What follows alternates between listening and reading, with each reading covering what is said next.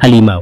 Yan ang pinaka-accurate na salita para ilarawan ang ginawa ni Jalen Johnson ng Atlanta Hawks. At oo, tinalo pa niya ang big man na si Nikola Jokic sa performance kanina. Sa first half pa lang, triple-double na agad ang ginawa ni Johnson. 11 puntos, 10 rebounds at 12 assists. First half pa lang yan mga idol.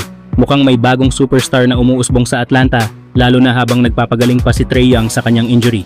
Kahit natalo ang Hawks sa Denver, hindi pa rin napigilan si Johnson na magtala ng 21 puntos, 18 rebounds at 16 na assists. Isang monster stat line na bihira mong makita kahit sa mga established superstars. Kaya ang tanong, sa ganyang klaseng performance, sa palagay niyo mga idol, deserve ba ni Jalen Johnson na maging all-star ngayong season? Samantala, may report na tinitingnan umano ng Chicago Bulls ang posibilidad na i-trade si Anthony Davis kung sakaling ilagay siya ng Dallas Mavericks sa trade market ayon kay Jamal Collier ng ESPN. Malaki ang puhunan ng Chicago, may halos $70 milyong sila sa mga expiring contracts at kumpleto rin ang kanilang mga draft picks. Dahil dito, sinasabing posible ang isang deal na iikot kina Kobe White, Nikola Vucevic at ilang first-round picks bilang kapalit ni Davis. Pero kung ako ang Chicago Bulls, magdadalawang isip talaga ako bago kunin si Anthony Davis. Bukod sa madalas itong ma-injury, kitang-kita na rin ang kanyang pagiging inconsistent sa mga nakaraang laro. Halimbawa na lang sa huling laban ng Dallas kontra OKC Thunder kanina. Bukod sa talo ang Mavericks, 2 puntos, 8 rebounds at 6 na assists lang ang nagawa ni Davis. Isang performance na malayo sa inaasahan mula sa isang superstar big man. Nakakainis isipin dahil galing pa naman siya sa magagandang laro laban sa Denver at Miami pero bumalik na naman ang issue sa kanyang consistency. Kaya kung ako ang Chicago, mag-iingat ako bago ibitaw ang mahahalagang assets para kay Davis. Mahalaga ang mga picks at core players nila at malaking panganib ang pagkuha sa isang injury-prone at hindi palaging maaasahan na player.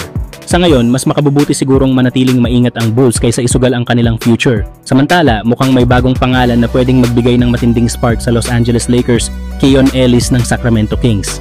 Oo mga idol, panalo man ang Lakers sa mga nakaraang laro, ramdam pa rin na kulang sila ng defensive edge na magdadala sa kanila sa mas mataas na level. At dito papasok si Ellis.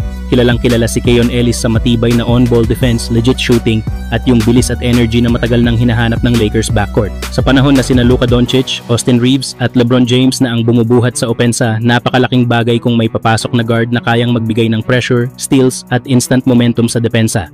Kung totoo nga na open ang Sacramento na i-move si Ellis, abay hindi na dapat magpatumpik-tumpik pa ang Lakers. Ito yung klaseng under-the-radar move na pwedeng magbago ng takbo ng buong season. Hindi man superstar trade, pero game changer sa tamang sistema. Isipin nyo mga idol, dagdag bilis, dagdag shooting, dagdag depensa.